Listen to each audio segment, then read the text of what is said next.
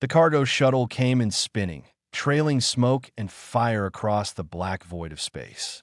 It slammed into the emergency landing bay of Medical Station Harmony, 12 with a sound like thunder, metal screaming against metal as it slid across the deck and crashed into the safety barriers. Medical teams rushed forward. Doctors from 6 different species grabbed their equipment and ran toward the wreckage. This was what they trained for.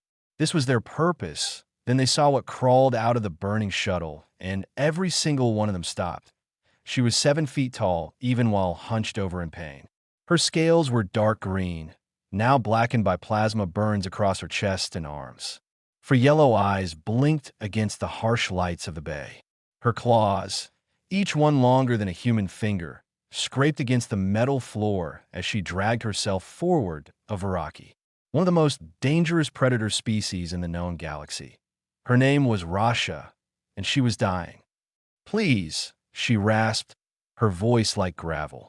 "Help me." Dr. Pallux, the station's chief medical officer, held up one of his 4 hands.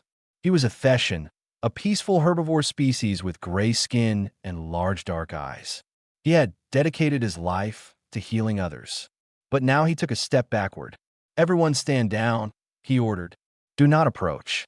The other doctors obeyed immediately. A Corellian surgeon put away his tools. A Mindari nurse turned off her scanner. They all knew the regulations. Rasha collapsed onto the deck, blood pooling beneath her. Her blood was slightly acidic. It began to eat into the metal floor, tiny wisps of smoke rising up. "What are you doing?" someone demanded. "She needs help." Dr. Pallux turned to face the speaker. It was the human, the new one, Samuel Okonkwo, a field medic from Earth who had been on the station for only 6 weeks. He was short compared to most species, with dark brown skin and eyes that were currently burning with anger. "She is a Class 7 dangerous organism," Dr. Pallux explained calmly. "Our protocols are clear. We cannot safely treat her. Her claws can cut through our surgical equipment. Her reflexes could kill any doctor who tries to operate. No anesthesia in our supplies works on Viraki biology, so you will just let her die. We will make her comfortable," Dr. Pallux said. "That is the most we can do." Samuel looked around at the gathered medical staff. Doctors from species across the galaxy. Some of the finest medical minds alive. And they were all walking away from a dying patient because she was too difficult to save, because she was too dangerous that he thought about his sister, little Amara, who had died when Samuel was 20 years old. The doctors at their local hospital had said she was too far gone. They said saving her would take too many resources. They said she was not worth the effort. Samuel had held her hand as she died. He had promised himself that day that he would never let anyone else be thrown away like garbage. He would never let anyone else be told they were not worth saving. The other doctors had left the bay. Only a few security guards remained, watching the dying Viraki with weapons drawn. They were waiting for her to die. Then they would dispose of the body. Samuel walked toward her. "Sir, stop!" a guard shouted.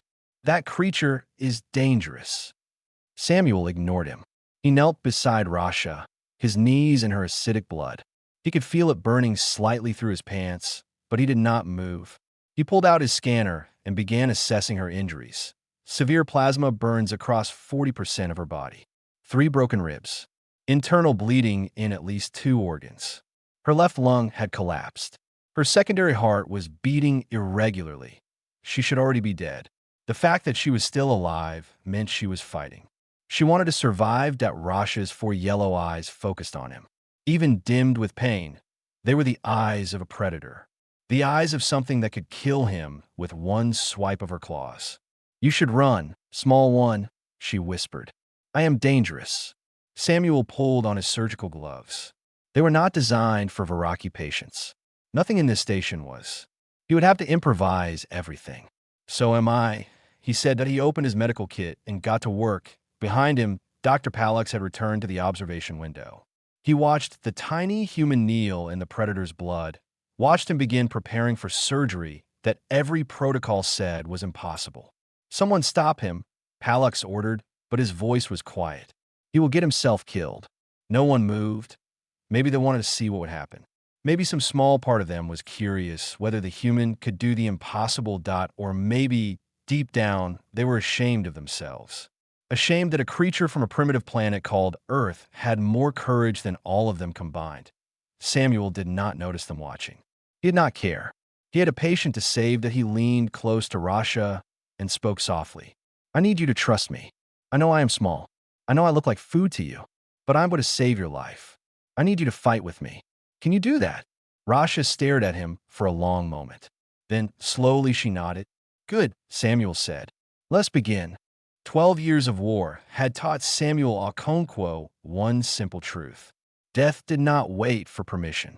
Death did not care about protocols or regulations or safety concerns. Death came when it wanted, and the only thing that could stop it was someone willing to fight back, that had fought death in the burning deserts of North Africa, where he had operated on soldiers while bullets flew overhead. He had fought death in the flooded ruins of coastal cities, where he had kept wounded civilians alive while buildings collapsed around him. He had fought death in places that did not even have names anymore, places where hope had died long before he arrived. And now he was fighting death in a medical station filled with doctors who had simply given up. The alarms were screaming. Red lights flashed across the emergency bay. Security guards stood at the edges, their weapons pointed at him and his patient. Dr. Pallux was shouting orders that no one was following. Samuel ignored all of it. His world had shrunk down to the dying predator in front of him and the tools in his hands. Her lung has collapsed, he said out loud, talking to himself the way he always did during surgery. Need to relieve the pressure first. Standard chest tube will not work. Her scales are too thick. He pulled out a plasma cutter from his kit. It was meant for cutting through wreckage, not for medical procedures. But it was the only thing that might penetrate Viraki's scales. You are insane, Dr. Pallux said from behind the safety barrier. That creature will kill you the moment she feels pain. Then I will work fast. Samuel activated the plasma cutter and pressed it against Rasha's side, just below her ribs. The scales hissed and parted. Rasha's body jerked, a growl building in her throat. Easy, Samuel said calmly. I know it hurts. I am sorry, but I need to do this or you will die. He slid a modified tube into the incision. Air rushed out with a wet sound, and Rasha took her first real breath in hours. Her collapsed lung was expanding again. Good, Samuel said. That is good. Stay with me. He moved to her chest, where the plasma burns were worst. The flesh beneath her scales was exposed and bleeding.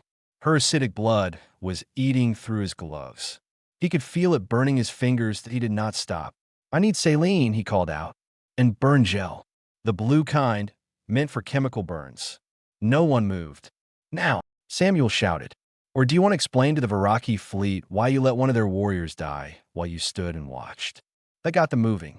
A young nurse, a Theshan like Dr. Pallux, rushed forward with the supplies. Her hands were shaking, but she handed them over. Thank you, Samuel said. What is your name? Della, she whispered. Della, I need you to stay with me. I need an assistant. Can you do that? She looked at Rasha, at the claws, at the teeth, at the 4 yellow eyes that were watching her with the focus of a predator. Then she looked at Samuel, this tiny human who was not afraid. Yes, she said, I can do that. For the next 3 hours, they worked together. Samuel gave instructions in a calm, steady voice. Della followed them perfectly. She handed him tools, monitored Rasha's vital signs, and helped hold incisions open while he worked. Doctor Pallux watched from the observation window. He told himself he was monitoring the situation. He told himself he was ready to intervene if something went wrong. But the truth was he could not look away. The human was doing the impossible. Then, in the 4th hour, something went wrong. Rasha's pain broke through whatever was keeping her still. Her body convulsed. Her claws snapped out with the speed of a striking snake, and they caught Samuel across his left arm. The cut went deep, all the way to the bone. Blood sprayed across the surgical field. Della screamed and stumbled backward. Samuel did not move. He looked down at his arm, at the wound that was pouring blood onto the floor. He took one deep breath. Then he grabbed a bandage with his right hand, wrapped it around his left arm, and pulled it tight with his teeth. "It is okay," he said, his voice completely calm. "I have had worse. My grandmother had a cat that used to scratch me every time I visited. This is nothing." He went back to work, one-handed now, continuing the surgery like nothing had happened. From her place on the table, Rasha made a strange sound. It was rough and broken, like rocks grinding together. "What is that?" De la whispered. "Is she dying?" Samuel smiled, though his face was pale from blood loss. "No," he said. "She is laughing." Rasha's 4 eyes met his, and in them, Samuel saw something that looked almost like respect, almost like wonder. "Crazy human," Rasha managed to say. "You are crazy." "Probably," Samuel agreed. "Now hold still. We are not done yet." 8 hours had passed since Samuel had first knelt beside the dying Baraki. 8 hours of cutting and stitching and fighting for every heartbeat. His hands were steady, but his body was exhausted. The wound on his arm throbbed with every movement. His vision was starting to blur at the edges, but he could not stop. Not now. Not when they were so close. 3 different doctors had offered to take over. 3 times, Samuel had refused. It was not about pride. It was about survival. Rasha's body had learned to recognize him. His voice, his touch, his presence. If someone else took over now, her predator instincts might wake up. She might attack, and all these hours of work would mean nothing. "Her secondary heart is failing," Della reported, her voice tight with fear. "The rhythm is all wrong." Samuel looked at the readings. She was right. Baraki had 2 hearts. The primary was holding steady, but the secondary was starting to give out. If it failed completely, the primary would not be able to handle the load alone. "I need to operate on it directly," he said, "but I cannot open her chest. She has lost too much blood already." "Then what do we do?" Samuel thought about everything he knew about Earth's predators. Lions, tigers, crocodiles, sharks, creatures that had evolved to be perfect killing machines. Creatures that humans had learned to understand, to treat, to save. "Pressure points," he said suddenly. "Varaki have nerve clusters similar to Earth reptiles. If I can find them, I might be able to restart the heart's rhythm manually. You might be able to." De la repeated. "It is the best chance we have." He felt along Rasha's chest, searching for the spots where the nerves would be concentrated. His fingers found a ridge beneath her scales, just left of her secondary heart. He pressed down, hard that Rasha's body jerked. Her eyes flew open and she snarled, revealing rows of razor-sharp teeth. "Easy," Samuel said quickly. "Easy. I'm helping you. Trust me." He pressed again, following a rhythm he remembered from his training. Press, release, press, release. Like a strange kind of massage, forcing the heart to remember its proper beat. For a long moment, nothing happened. Then the secondary heart found its rhythm again. The irregular beats smoothed out. The danger passed. Samuel let out a breath he had not realized he was holding. Outside the observation window, a crowd had gathered. Doctors and nurses from across the station. Patients who could walk. Security guards who had forgotten to keep their weapons raised. They were all watching the impossible happen that a human was saving a Varaki. A prey species was saving a predator. "Why are you doing this?" Rasha asked. Her voice was weak, but her eyes were clear. The pain had faded enough for her to think again. Samuel continued working as he spoke. "Because someone has to. That is not an answer." He paused, just for a moment. Then he told her about Amara, his baby sister, who had been so full of life, who had dreamed of becoming a teacher, who had gotten sick at 19 years old and been turned away by doctors who decided she was not worth saving. "I held her hand when she died," Samuel said quietly. "I was still young, still training to be a medic. I could not do anything to help her. But I promised myself that day that I would never let anyone else feel what she felt. I would never let anyone else be thrown away." Rasha was silent for a long moment. "Your sister," she finally said. "She would be proud of you." "I hope so." He finished the last repair on her secondary heart and moved to check her other organs. The internal bleeding had slowed.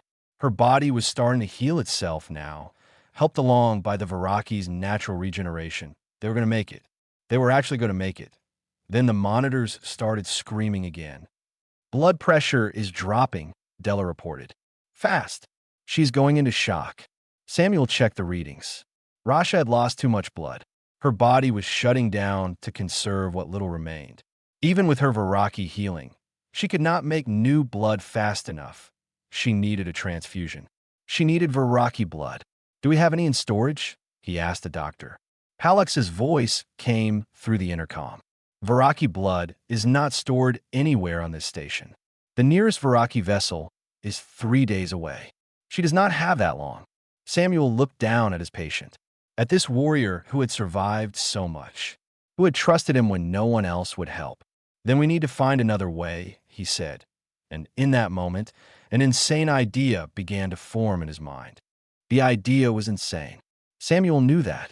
Every medical textbook in the galaxy would say it was impossible. Every doctor on the station would say he had finally lost his mind. But Samuel had spent his whole career doing things that textbooks said were impossible, that he pulled up every piece of research he could find on Viraki biology.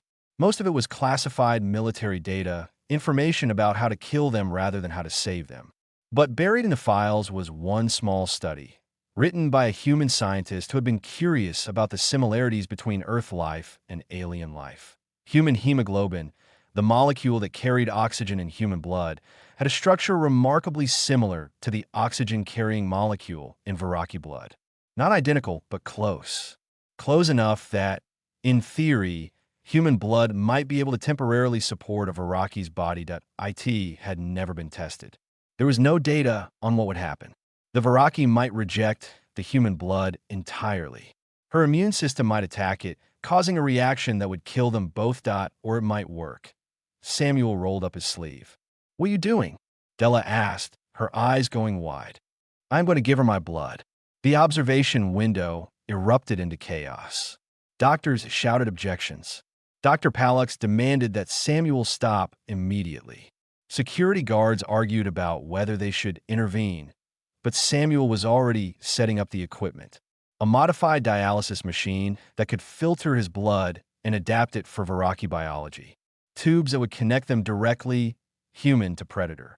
This is suicide, Dr. Palux said through the intercom. If her body rejects your blood, the reaction will travel back through the connection. You will both die. Then help me make sure that does not happen, Samuel said. I need someone to monitor the filtering system, someone to watch for rejection symptoms, someone to pull the plug if things go wrong. Silence. Then Dr. Palux stepped out from behind the observation window. He walked into the surgical bay, his 4 hands trembling slightly. I cannot believe I am doing this, he muttered. But if you're going to kill yourself, you should at least do it properly. Together, they set up the transfusion. Samuel lay on a second gurney beside Rasha, tubes connecting them through the filtering machine.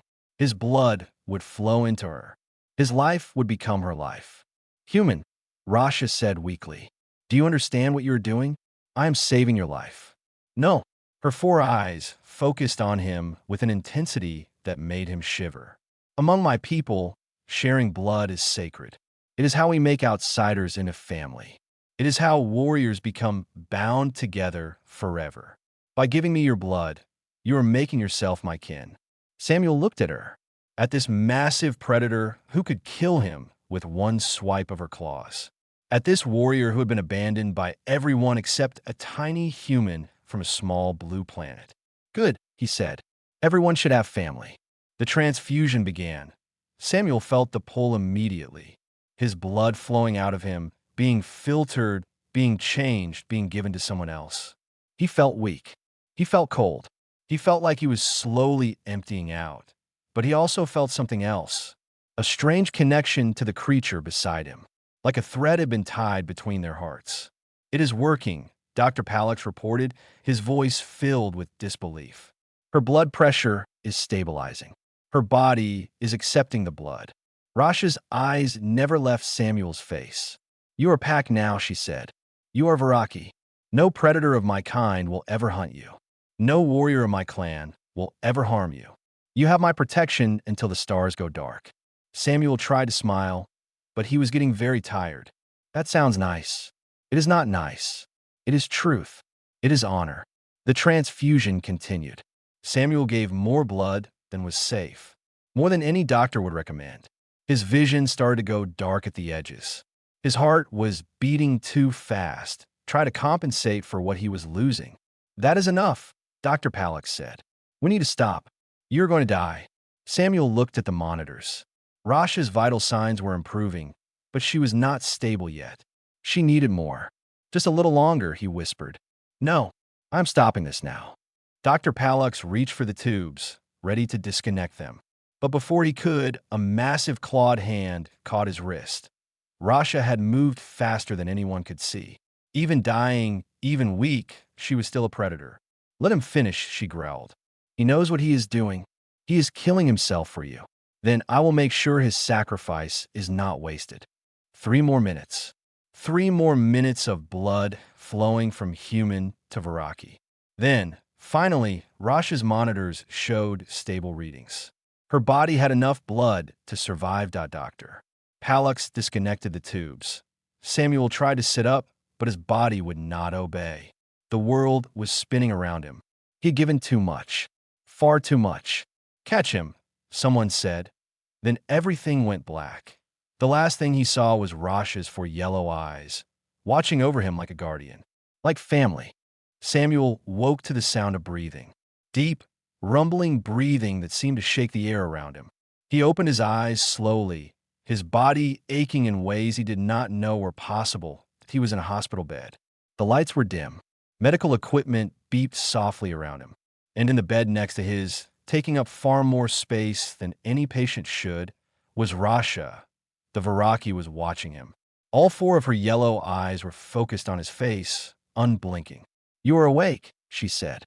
"Good. I was getting bored waiting." Samuel tried to laugh, but it came out as a weak cough. "How long was I asleep?" 3 days. The doctors said you almost died. You gave too much blood. Did it work?" Rasha lifted one massive arm, showing him the scales that had begun to regrow over her burns. "It worked. I am healing. Because of you." Samuel let out a breath and sank back into his pillow. "Good. That is good. The station commanders are not happy with you. I expected that. They want to put you on trial. They say you broke 17 different medical protocols. They say you endangered the station. They say you should be punished." Samuel closed his eyes. He had known this was coming. He had broken every rule in the book to save her life. The Galactic Union Medical Board did not care about results. They cared about procedures, about following the rules, even when the rules were wrong. "When is the hearing?" he asked. "Tomorrow." They moved it up because of political pressure. Many species want to see you punished. They are afraid of what you did. A human saving a Viraki.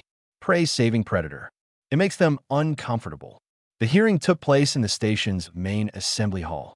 Samuel stood alone before a panel of judges from 5 different species. Dr. Palak was there as a witness. So was Della. So were dozens of doctors and officials who had come to watch the human get what he deserved. The charges were read out one by one. Unauthorized surgery, experimental procedures without approval, reckless endangerment, violation of dangerous organism protocols. The list went on and on. Samuel said nothing in his defense. What could he say? He had broken the rules. He had done it on purpose. He would do it again. Then the doors of the assembly hall opened, and everything changed as a Viraki warrior walked in. He was even larger than Rasha, nearly 8 feet tall, his scales dark as midnight. Behind him came 10 more Viraki, all armed, all dangerous. The assembly hall erupted into panic. Security guards drew their weapons. Doctors screamed and ran for the exits. The judges tried to call for order, but no one was listening. The lead warrior raised one clawed hand, and silence fell. "I am Garak," he said, his voice echoing through the hall. "Rasha is my sister. I have come to speak for her and for the human who saved her life." The head judge, a thin gray being with too many eyes, leaned forward nervously. "This is a medical board hearing. You have no authority here. I have all the authority I need." Garak walked towards Samuel, each step making the floor shake. He stopped in front of the human and looked down at him with unreadable eyes. Then he did something that made everyone in the room gasp. He knelt, a Viraki warrior, one of the most feared predators in the galaxy, knelt before a human. "You saved my sister when no one else would?" Garak said. You gave your blood to make her live. You made yourself her kin, and that makes you our kin. Among the Viraki, you are now heart-brother. You carry more honor than any medical board can understand. He stood and turned to face the judges. If you punish this human, the Viraki will consider it an act of war. Not against him, against our entire species. You will be saying that saving a Viraki life is a crime, and we will respond accordingly. The judges looked at each other. They looked at the armed warriors. They looked at Samuel, standing small and pale and exhausted, but somehow unafraid. The charges are dismissed, the head judge said quickly. This hearing is over. The room emptied quickly after that. No one wanted to stay near the Viraki warriors any longer than necessary. But Samuel did not move. He was looking at Garak with a strange expression on his face. You did not have to do that, he said. Garak showed his teeth in what might have been a smile. Yes, I did. You saved my sister. Now I have saved you. That is how family works. From her wheelchair near the door, Rasha was laughing again.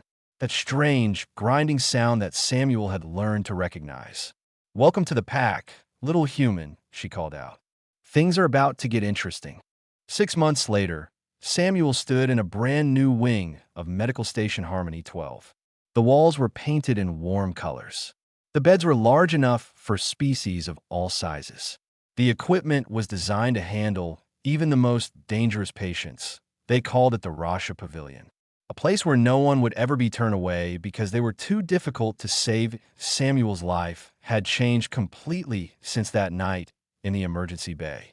The Galactic Union Medical Board had appointed him as their first human liaison. His job was to review and rewrite the protocols that had nearly let Rasha die, to make sure that no doctor could ever again refuse to treat a patient simply because they were afraid. It was not easy work. Many species did not want to change. They liked their rules. They liked knowing that certain patients would never become their problem. But Samuel was stubborn, and he had powerful allies now.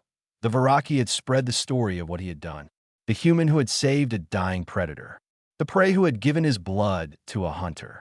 The small creature from a small planet who had more courage than warriors twice his size. Other species had started to listen. The dangerous organism classification was abolished. New training programs were created, teaching doctors how to safely treat species they had once feared. Human medics were brought in to share their experience with combat medicine, with treating the wounded in impossible conditions. Dr. Palix became one of Samuel's strongest supporters. The Theshan doctor had watched Samuel save Rasha's life, and it had changed something inside him. He had remembered why he became a doctor in the first place. Not to follow rules, but to save lives. Della had been promoted to head nurse of the new pavilion. She had stood beside Samuel during the darkest hours, and she had not run away. That kind of courage deserved to be recognized, and Rasha had never left.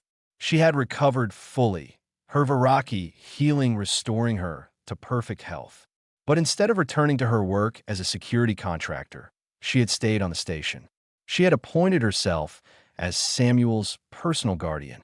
You do not need to protect me, Samuel had told her. The trial is over. No one is going to hurt me. Rasha had just smiled, showing all her teeth. I am not protecting you from others, little brother. I am protecting others from you. Humans are dangerous. Someone needs to make sure you do not cause too much trouble. Today, the Rasha Pavilion was receiving its first emergency patient. A juvenile from a species called the thornbacks, aggressive reptiles covered in poisonous spines. The old protocols would have classified them as untreatable. The old doctors would have let this young one die. But this was not the old way anymore. Samuel walked into the emergency bay, pulling on his gloves. Behind him came Dr. Palix and Della and 3 other doctors who had volunteered for this new kind of medicine. And behind all of them, watching everything with her 4 yellow eyes, came Rasha. The thornback was small, barely the size of a human child. Its spines were drooping, leaking venom that hissed against the floor. It was scared and in pain and far from home. It is okay, Samuel said softly, kneeling beside the creature. I know you are frightened. I know everything hurts. But we are going to help you. We are going to make you better. The juvenile looked up at him with wide, terrified eyes. You are not scared of me. No, I have seen scarier things. Behind him, Rasha made a sound that might have been a laugh. The surgery took 4 hours. The spines made everything complicated. The venom required special handling. But the team worked together, each person doing their part. And when it was over, the juvenile was resting peacefully. Alive. Healing. Samuel stepped back and looked around at his team. At the doctors who had once been afraid, but had learned to be brave. At the pavilion that bore Rasha's name. At all the changes that had grown from one simple decision to not walk away.